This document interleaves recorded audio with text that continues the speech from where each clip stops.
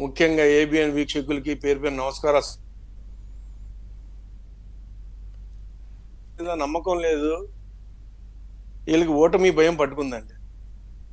వీళ్ళు ఏ విధంగా గొడవ చేయాలి, లేకపోతే ఏ విధంగా కౌంటింగ్ అడ్డుపడాలనే మాట ఇదేం కొత్త కాదండి. ఎందుకంటే కౌంటింగ్ జరిగిన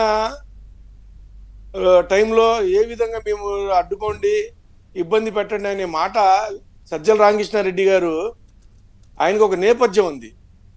పోలింగ్ అయిపోయిన తర్వాత మనమే చూసాం రాష్ట్రంలో. అరే తెలుగుదేశంకి, బీజేపీకి, జనసేనకి ఓటేసామని ఎవరన్నా ప్రజలు చెప్తేనే వాళ్ళ ఇళ్ల మీద వెళ్ళి కొట్టడం, వాళ్ళని చంపబోవటం అటు చూసాం.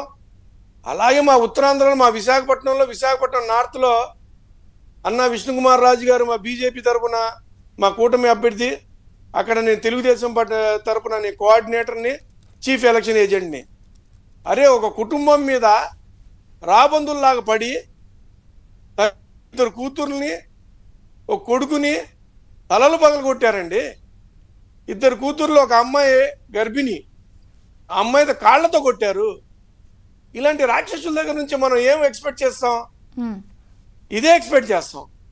వాళ్ళకి ఏం చెప్పి పంపిస్తారు ఈ సజ్జల రామకృష్ణారెడ్డి కానీ ఇంకెవరన్నా కానీ?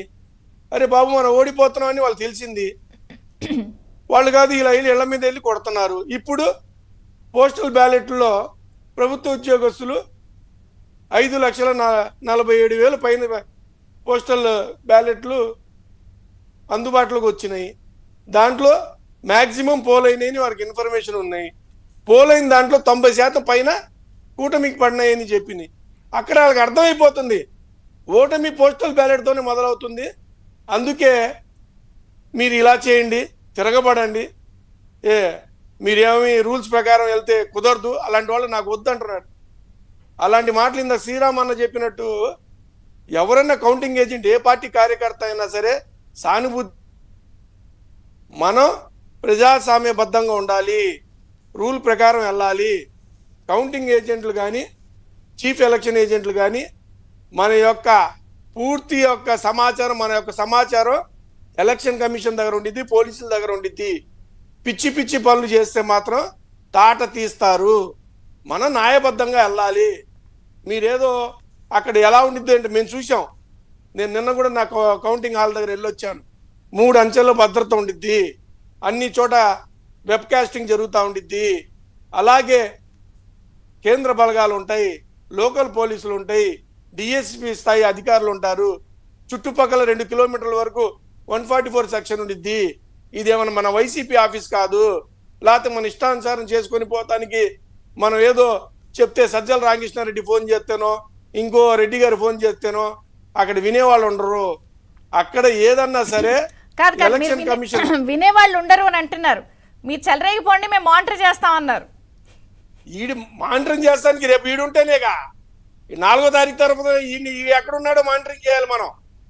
4వ తారీఖు తర్వాత ఎవరెవరు రెచ్చగొట్టారో, ఎవరెవరు ఏం చేయాలని ఉసుగొలుపుతున్నారో వీళ్ళు పారిపోయే వాళ్ళు వీళ్ళని మానిటరింగ్ చేస్తారు. ఇప్పుడు అంతా రేపు రాబోయే ప్రభుత్వం కానివ్వండి, ఎలక్షన్ కమిషన్ కానివ్వండి, పోలీసులు కానివ్వండి.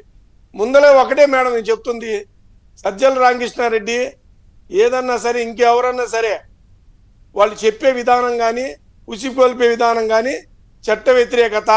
ఈ పార్టీకి ఎలక్షన్ కమిషన్ గారు స్పందించారు. అలాగే సుమోటో కూడా ఒక కేసు అతని మీద బుక్ చేసి ఉంచాలి, ముందు జాగ్రత్త చర్యగా. అప్పుడే వాళ్ళ కార్యకర్తలకి సజ్జలకే దిక్కు లేదురా, వాడికే కేసు బుక్ చేశారనే ఒక భయం ఉండిద్ది.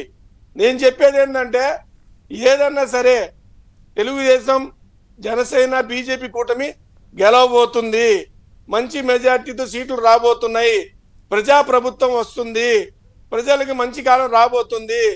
ఇంకా తొందరపడాల్సిన అవసరం ఏం అక్కర్లేదు. ఇన్నాళ్ళు ఓపిక పట్టాం, 3 రోజులు ఓపిక పట్టండి. మీకు 4వ తారీఖు ఈ పార్టీకి పోస్టల్ బ్యాలెట్ యొక్క సమాచారం మీ ద్వారా అందరికి ఎలక్ట్రానిక్ మీడియా ద్వారా, ప్రింట్ మీడియా ద్వారా సమాచారం తెలుస్తూ ఉండిద్ది. కూటమి భారీ మెజార్టీ నమోదు చేయబోతుంది మేడం.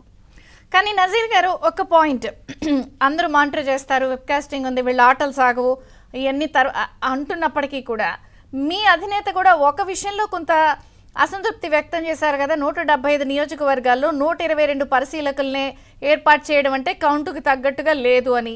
ఇంకొక పాయింట్, సమస్యాత్మక ప్రాంతాలు, అత్యంత సమస్యాత్మక ప్రాంతాలు లాంటి తాడిపత్రి, చంద్రగిరి, లేకపోతే మన మాచర్ల, పల్నాడు ఈ ఏరియాస్లో కూడా ఒక్కొక్క పరిశీలకుడినే పెట్టారు. అసలు మొన్న ఏం జరిగిందనేది పోలింగ్ రోజే చూసాం. ఇప్పుడు మళ్ళీ అవి సమస్యాత్మక ప్రాంతాలు. మరి ఏం చేస్తారు మీరు? ఓ పక్కనేమో ఇట్లాంటి పిలుపులు ఇస్తున్నారు, ఇంకో పక్కనేమో కొంత ఆ విషయంలో మీ అధినేత కూడా అసంతృప్తి వ్యక్తం చేశారు. లేదు మేడం, ఇప్పుడు ప్రజాస్వామ్యబద్ధంలో ఎవరైనా సరే పార్టీ అధినేతలు కానీ పెద్దలు కానీ వాళ్ళు అడగాల్సిన మంచి పాయింటే అడిగారు. ఆయన 175 నియోజకవర్గాలకి అబ్జర్వర్లు 120 మందికి వేస్తే ఎట్లా? ఎందుకంటే అవతల పక్క ఉంది ఇలాంటి రాక్షసులు, ఇలాంటి దొంగలు, ప్రజాస్వామ్యం మీద నమ్మకం లేని వాళ్ళు, ప్రజాస్వామ్యాన్ని ఖూనీ చేసేవాళ్ళు, వీళ్ళు ఏదన్నా చేయగలుగుతారు. అందుకే జాగ్రత్తగా ఉండటానికి 175 మంది అబ్జర్వర్లు వేయాలనేది మా అధినేత నారా చంద్రబాబు నాయుడు గారు కోరారు. అందుకే మేము అంటున్నాం 175 మంది అబ్జర్వర్లు వేయాలి, అందుబాటులో తేవాలి. అప్పుడే అక్కడ ఉన్న అధికారులు కానివ్వండి, అక్కడ ఉన్న ఆర్ఓలు కానివ్వండి, ఏఆర్ఓలు కానివ్వండి, వాళ్ళ బాధ్యత కూడా వాళ్ళు చక్కగా చేస్తూ ఇంకా జాగ్రత్తగా ఉంటారు.